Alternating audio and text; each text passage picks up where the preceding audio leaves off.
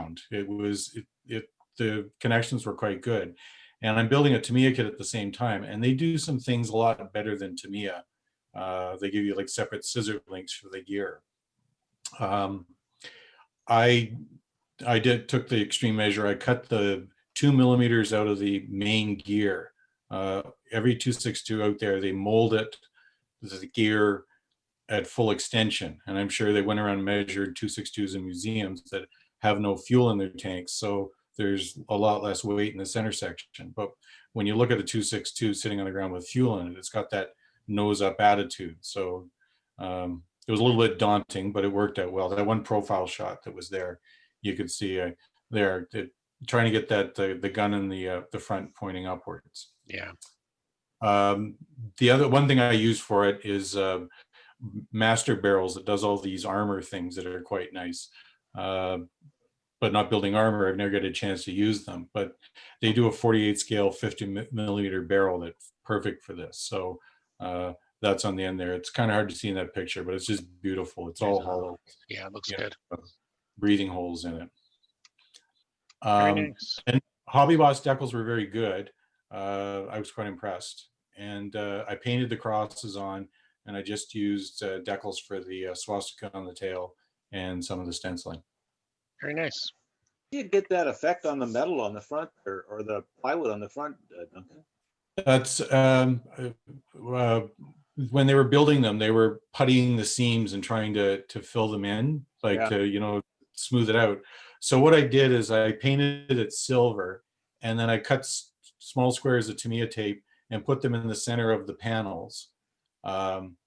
And then I took masking fluid and I put it on a sponge and I dabbed it around the outside of the Tamiya tape to give it a ragged edge. And then, I cleaned up my futz-ups, and then I sprayed the gray on. And then when you peel off the tape and the masking fluid, you get that effect. So it looks like the slap dash way they painted the seams in primer. I should have filled in the seams a lot more. That was my one failing in it, but you always figure these things out after the fact. That's good. And the gray overspray, was that all just hand done with the airbrush? That was, the airplane, there's been various profiles of it, and everyone has different colors in it. So I was actually fortunate that a friend of mine from years ago when I was in Peel Scale Modelers is quite the authority on 262s. So I wrote him and asked him, how was this airplane painted in his opinion? So he sent me a 2-page dissertation on the markings. He sent me photos of other airplane that were built in the same production batch as this. So it was painted the 2 shades of green, and then they sprayed the light blue over top of it. So I used the double action Mr. Custom Micron to do it. And it went surprisingly well, but that's how it was painted. The real thing is they sprayed the blue over it afterwards to break up the pattern on it. See, that's probably where I would stop building the model before I had to do that. And then it would sit there for years as I fretted about how I would do it. Well, I actually painted it, and I was sending him pictures, and I got behind. So I sent him a few pictures, and he sent back and he said, I don't think the modeling is enough on there. He says it should be denser. And by then I put the decals on and I'd sealed it. So one of the things I did is I went back and I very carefully sprayed 76 in and around the colors about a week ago, just to dense it up. So that was quite nerve-wracking, I gotta say. Very cool. Very cool. Okay, Murray here?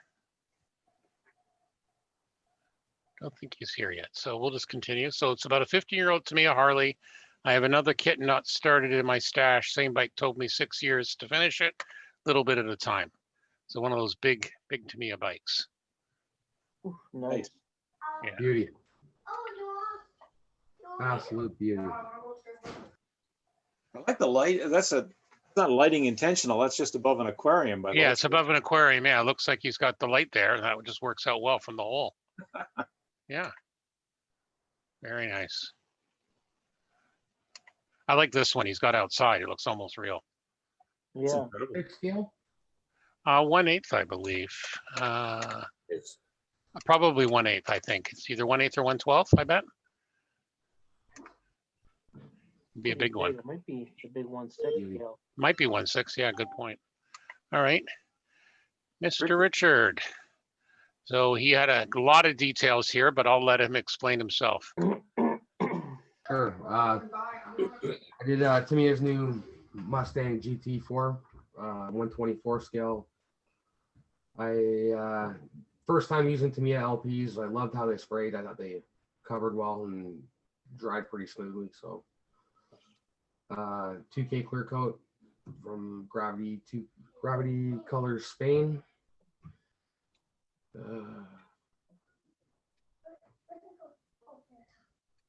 The underbody took me a couple tries. I kind of had a couple mess ups there, but I stripped it down and redid it.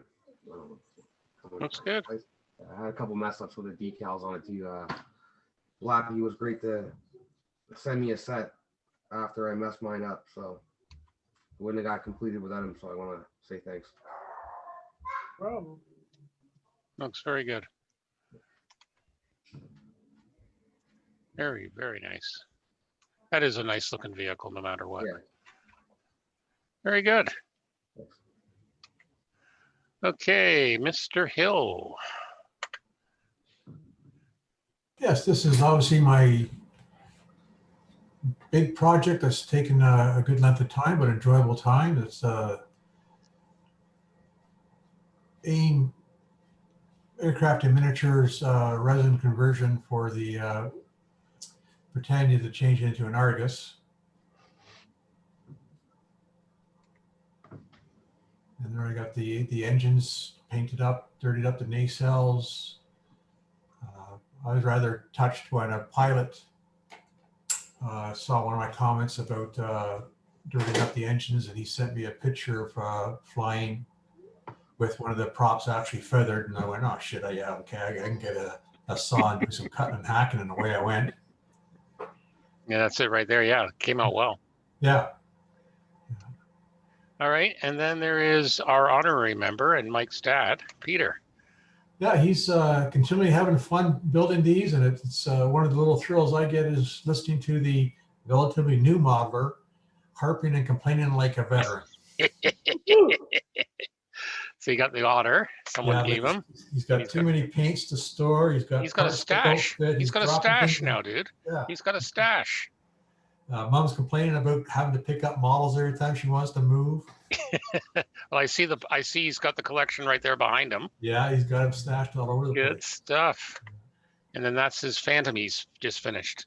Yeah, that's a kit that I sent him on purpose to see how far I could stretch his skill level. And he did say that was rather complex for him, but he did treat it as a good learning experience. Came out well. Yeah. There's the other side. Things like I was wondering if he was going to open the nose and put the radar in, but he says, no, I'm not involved in that. No. And the serial number over the wheel wells, he had that all installed before he got to the decals. Ah. I didn't have a chance to explain to him that lay the panels down and then cut afterwards. Yeah. And stuff. But No, it's fine. It's a learning experience. He's having fun. That's the most important thing. Good for him. Yeah. All right. David, so you had a bunch of stuff you sent, some aircraft carriers and stuff like that. How are you tonight, Dave? I'm fine, thanks. This is what Mary did. These planes, you get a Corsair and Air Canada. At Red, she won 50/50 ground when we first joined the club. Yep, the Hawk, yep. And then you get Russian jet twin tail, yeah. And then the World War II Hornet, right? That she built, and she just finished that. Very nice. I don't know what the name is of the. Oops, sorry. I don't know what the name is of that pontoon plane. It's this scout plane or something from one of the jet or boats. Yep. Very nice, though. She did a great job on the Hawk. I really like how that turned out. You know, everything's painted by hand. Yeah. So other than that, she's doing okay? Yeah, we're up and down. We're up into the hospital that twice a week. So. Yeah. All right. Well, make sure she keeps you out of trouble. Very good. Okay, thanks. Well, say hi to her, and she can always join us. Oh, yeah, she doesn't want to come out of the living room. All right, well, you tell her we say hi and we miss her. Yep. Okay, Frank. Yeah, so it's COVID time, so I get to work from home. So it was a group build on the Model Makers Union and had to be an animal related subject. So I've been waiting about 15 years to do a storm tiger. There was some pictures I saw on Armorama. Guy did one and I wanted to do that. So here's where I'm at so far. It's Tamiya 135th, the old original kit. The Zimmerman is Edward, and I just ordered some grills. It just started to look a little naked, so I said, well, I'll get some engine grills on the back. And apparently, engine grills for a Tiger tank are worth their weight in gold right now because I couldn't find anyone. Everyone's building. Yeah. So, but Broughdale came through, so I should have one shortly. That's just a simple interior. So Ryfield Models made one with an interior that everyone's cursing. She's a bit of a difficult build. I like this one, so I'll have the doors open so at least we can see those monster 380 millimeter shells in there and Yeah. turn out good. That's just Fiddly bits. the cables, and then I had to do some Yeah. Bondo on the fenders, and then I've got another 160, 140 tracks to sand because they're Tamiya, so heaven forbid they don't have 6 ejector pins per track. Exactly. Oh, good for you. Very good. Hey, Frank, with those pictures, did you use your camera phone or is that taken with a DSLR or something? That's on my my little Samsung phone. Wow, they're pretty good. Looks great. Well, I use the Samsung, and then there's a little app that's free called Snapseed, Mm. and I just click on the fix and like there's 2 filters on it, fix, and then just work on the light a little bit, and it just makes them stand out a bit better. Snapseed, I'm gonna try that. Yep, Yeah, looks good. free. That's Okay. an operative word. Yeah, free is good. Next one. So this is an Academy T3476, and I'm like, I don't know, I'm not done yet, but I really like the way my modulation turned out Oh, on yeah. this one. I did the black and white underlay, and it's a good kit. Falls together. The casting on the turret is a bit much for that scale. I think if I had another, and I do have another, I might sand it down a little bit or work on it. But I just really liked it, and the decals just went down like they're painted, which is They look painted. Yeah. The modulation's fantastic. so now I'm going to do my pin wash and blah blah blah, and that's some of the extras that I'm going to throw on it. I just some Tamiya bags. There's a resin oil drum, just Right. to make it tell a story. Yep. But she's nice, especially because she dropped on the floor. So Oops. Well, it's Russian. They survive anything, right? exactly. You know, you Duh. drop it and Duh. comrade. Okay. We should get Oh. you to do a thing on or a demonstration. What the hell? Thing a Zoom thing. Get you to do a demonstration on color modulation, Frank. That was great. Absolutely. Yeah. Be happy to. Might Yeah. be something to, I think we should talk about that. Yeah. It's easy I to think set up. that'd be. I'd really like that. Yeah. Looks good. Sure. Okay. Yep. One more from you, sir. So this is Tamiya's rebox of a horrible Italieri kit. So this is a practice kit. So I went with just the basic, British racing green from 1940. Typical kind of not that great kit. It fits like Lego when you shove it together really hard. But I didn't invest anything extra. It's right out of the box, even the antennas. My big thing is I'm using this AK wash enamel for sort of desert dust. Mm-hmm. So I'm working on creating sort of that, it's green but dusty look. So I've just done the turret just to start. I pick this up when I break other kits and just work on it for a little bit more. Mm-hmm.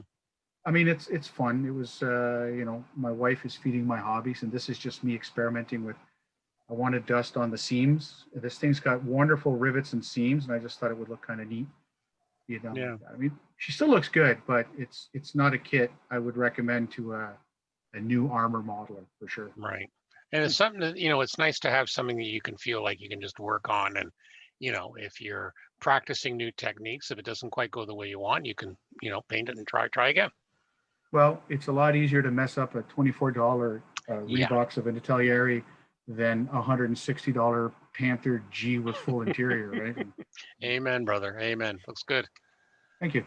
Okay, Mr. Hayland, Mr. Jeff, look at this wonderful modeling area, guys. It's Yeah, way, this, I just, way too clean.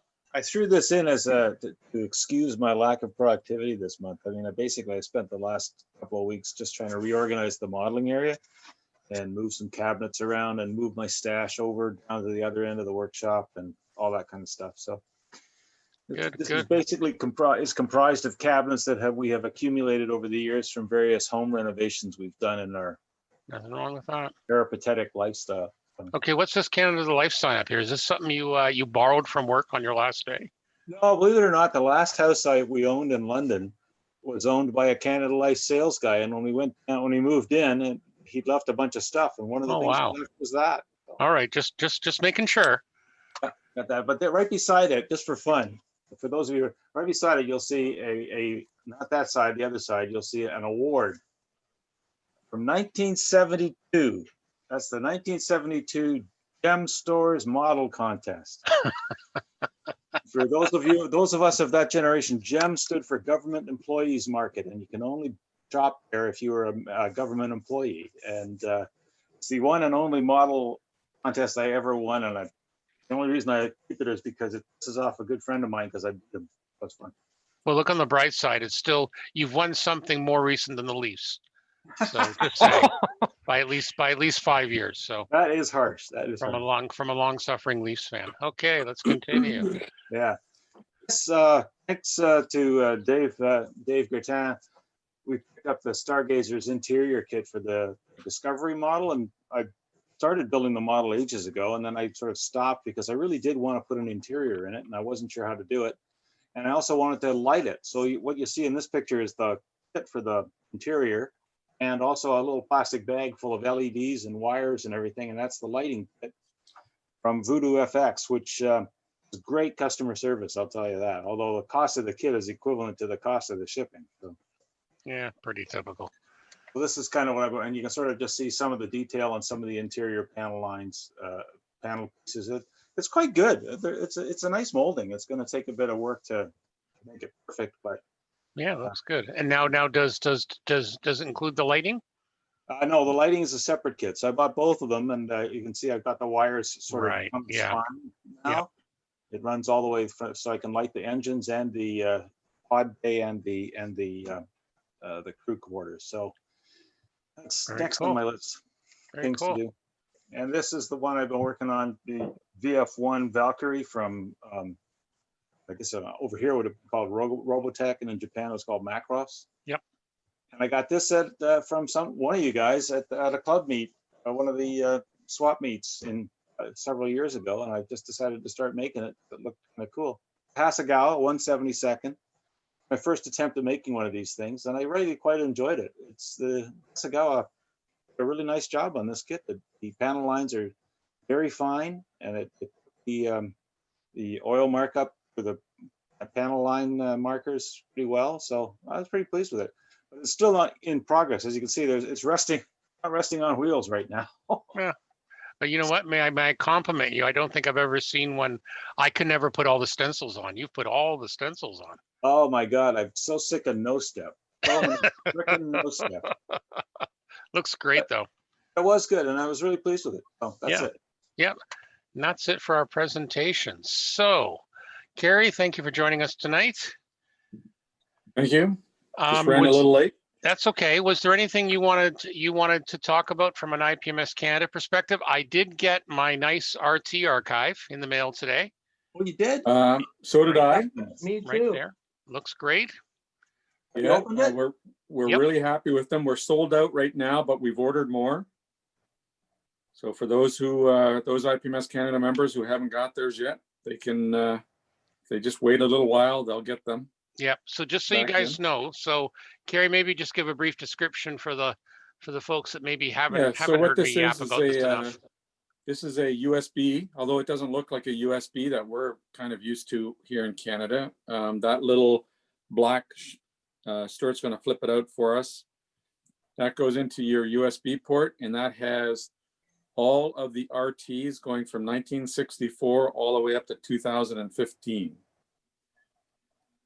So if you're looking for mostly Canadian reference material from a modeler's perspective, it's pretty great. I had a chance to go through it this afternoon, and it's pretty impressive.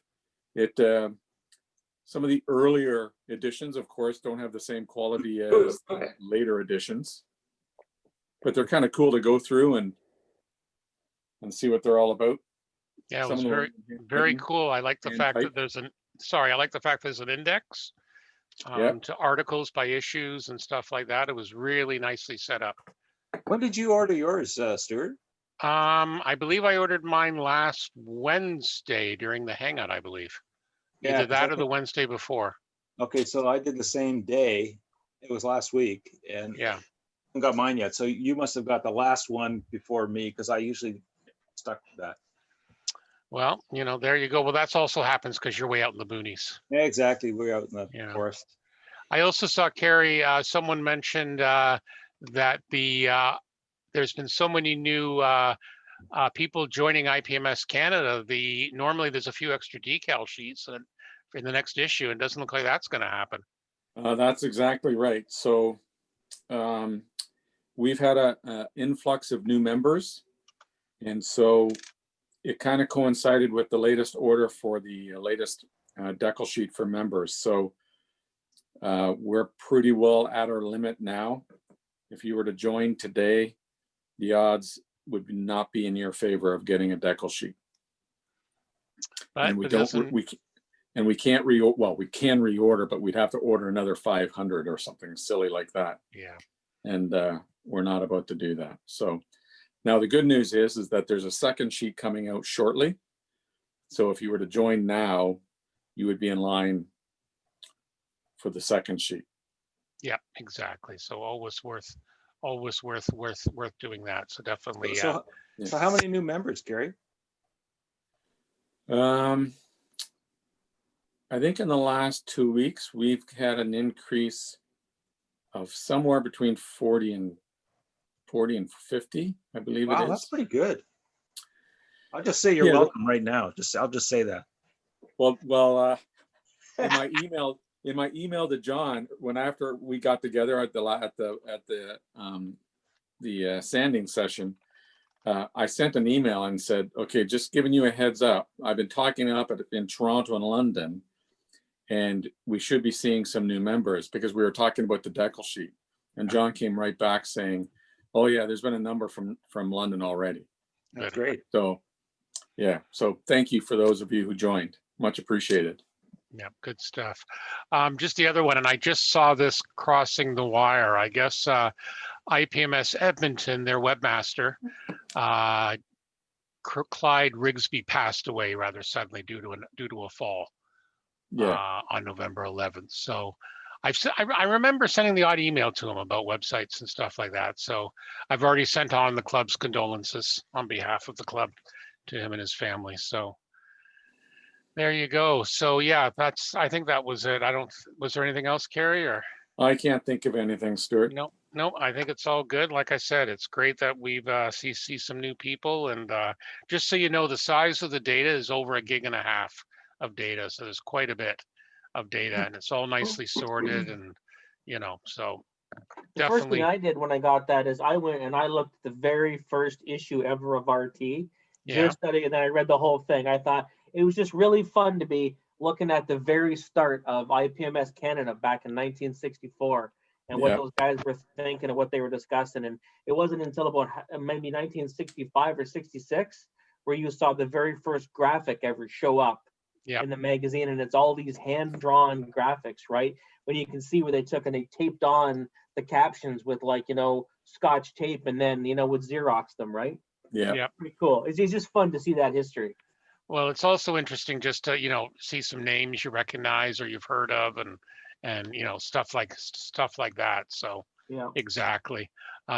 Yeah, I'm looking forward to seeing if I see a few more, if I recognize a few people and that stuff like that. So, but yeah, it's really good. It's always been a great magazine. So really, really good.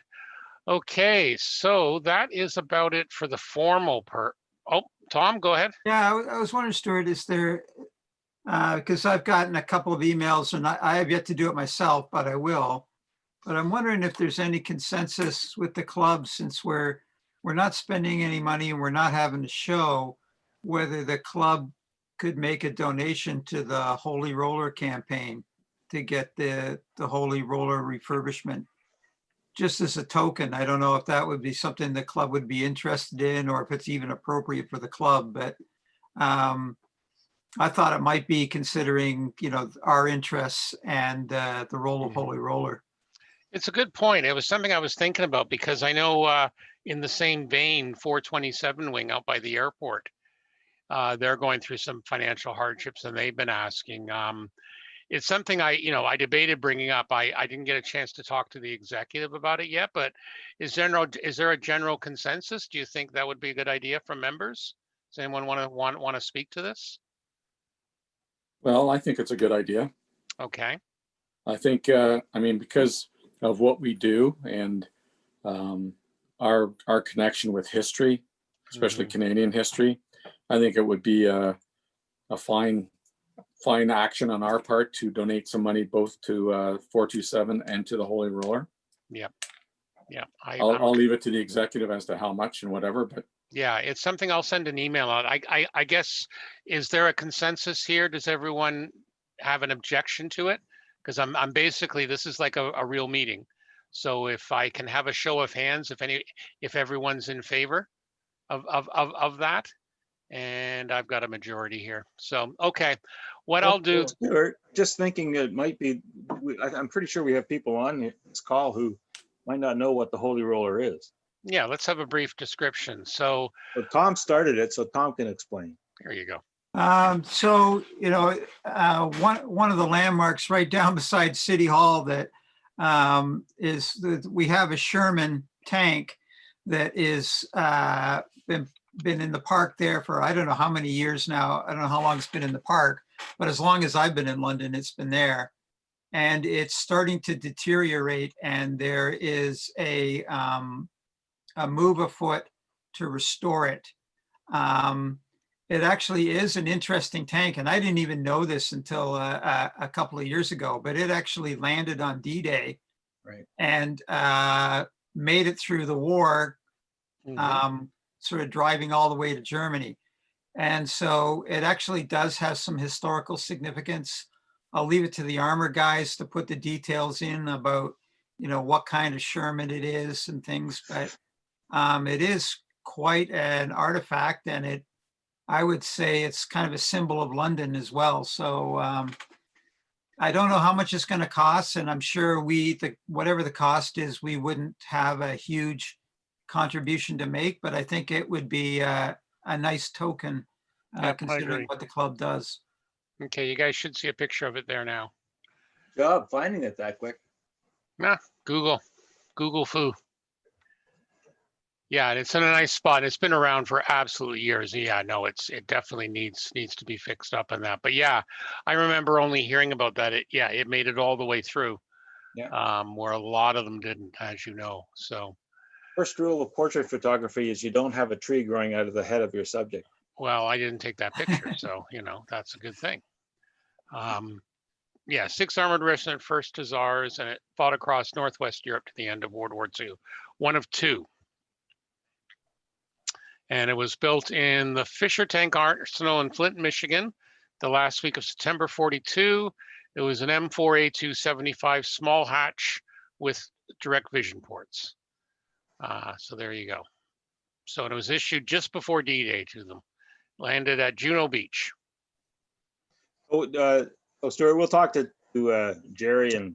Yeah, so what we'll do is we'll get something together. We'll figure out some amounts, and then, you know, we've already agreed, and we'll send an email out.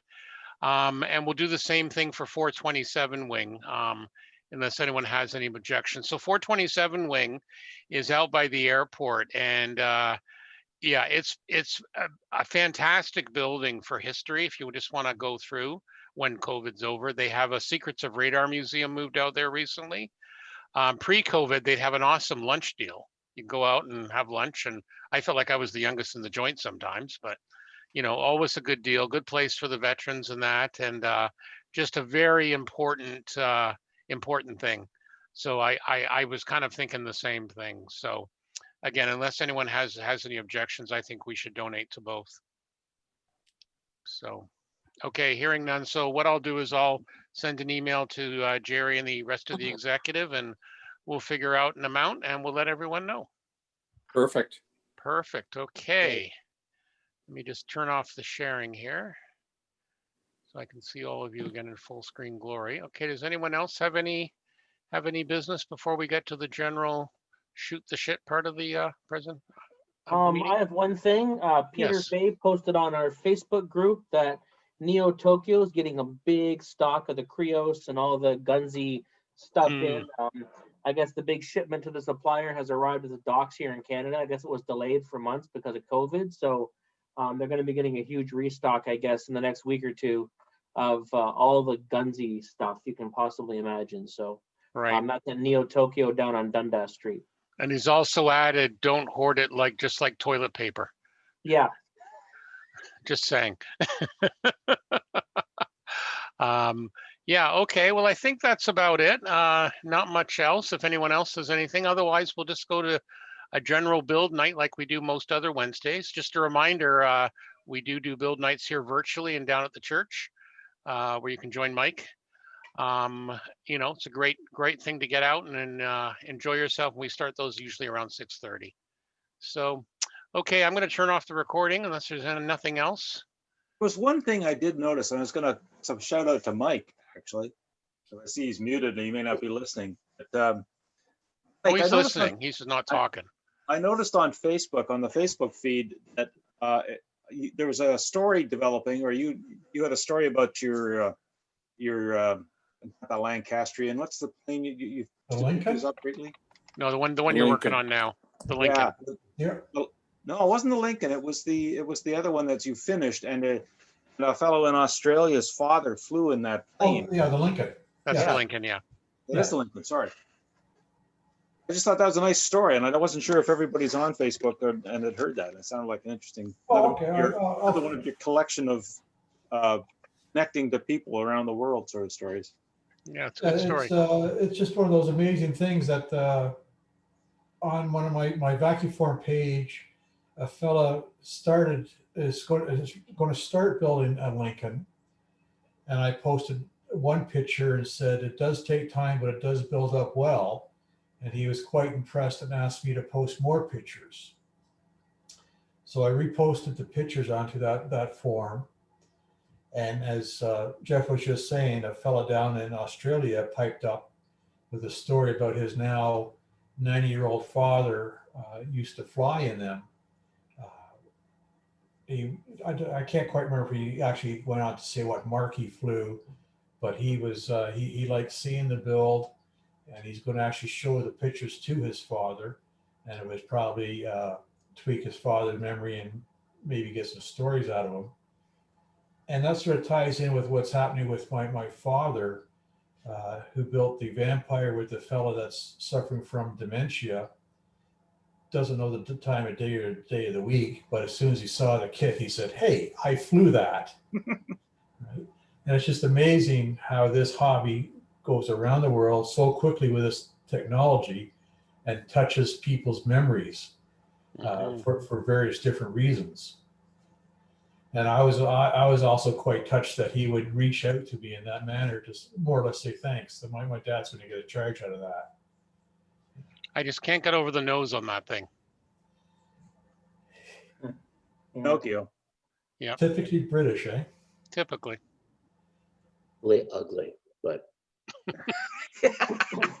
I don't think, other than the Spitfire, I don't think they made a nice looking plane. They all had a little bit of ugly in them. Yeah.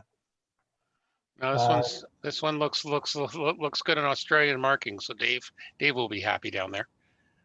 Absolutely. Yeah. Yeah, it looks I good. just thought it was a nice story, and it did tie into Dave being on the call, so here I I know. drag you out and talk about it, Mike. It looks good though. And you have to admire the men that in that particular configuration on the long range search and rescue, in that type of aircraft, they would have 15-hour sorties. Wow. Jeez. I don't think they could hear for a week after or walk straight for 3 days afterwards.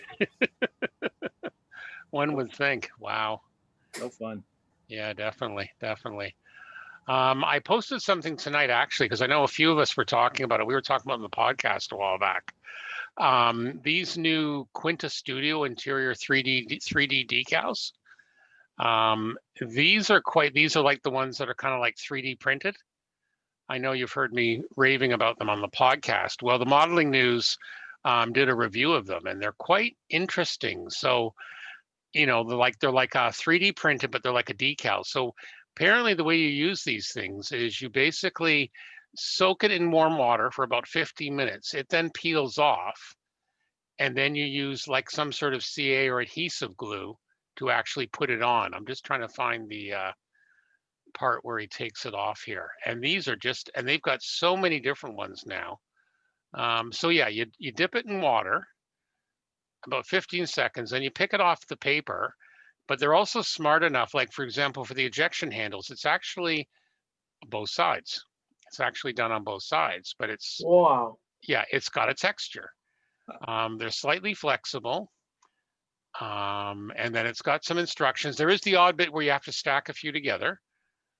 You know, we had a few little concerns about sometimes the color doesn't go all the way through. This was on a 105, I guess. And then let me just scroll down a bit more to where he puts them on. So yeah, then you use some sort of, you basically, you know, they suggest a PVA glue. Obviously they say don't use any of your decal fixers or setters or stuff like that. Bad things will happen apparently. But they're like some sort of 3D printed vinyl. And they just come out like, look at the detail on that. This is 1/48, like just. It's insane. Yeah, there we go. Look at that. Is there a price point for that? There is from the website. Yeah, they're actually not that bad. I know you were going to ask me that, and of course I promptly forgot. Let me go down and find the link. Well, there's a size comparison, what he's dealing with. Holy crap. Yeah, Those are hang on. gorgeous. Yeah, let me find it here. Their webpage right here. It's like modeling porn. Well, this is, you know what, stuff like this, if it helps you save time, 20 euros for some. So for an F-14D, 22 euros for the interior. So about €1 equals about 150 Canadian right now, roughly. That's not bad. Yeah, and if it saves you like a crap load of time, right? Well, it's not that it saves you, for me anyway. It would just ends up looking a hell of a lot better than I could ever make it. Yeah, I'm just trying to get one of these images to load and it's not loading. Come on. Hang on, let me go back here. Try one more. I saw that unrelated, but the Hmong 112 GT40 looks like they came out with a build review or a review. Yeah. Yeah. I was just curious how different that was compared to the one that you just got, Dave. And I think it's quite a bit different. I think the details a lot better. I was talking to somebody on Sunday. Yeah. Who has one of those pre-ordered, plus they already own one of the ones from Trumpeter / whatever they're called. I can't remember the name for the Mechanica or something. Magnifier, yeah. So this one here. Right. Right. And I guess the details, you know, more accurate, better, whatever, blah blah blah. But you know, for me it's all about the exterior and the shape and stuff, which is just fine on this one. So yeah.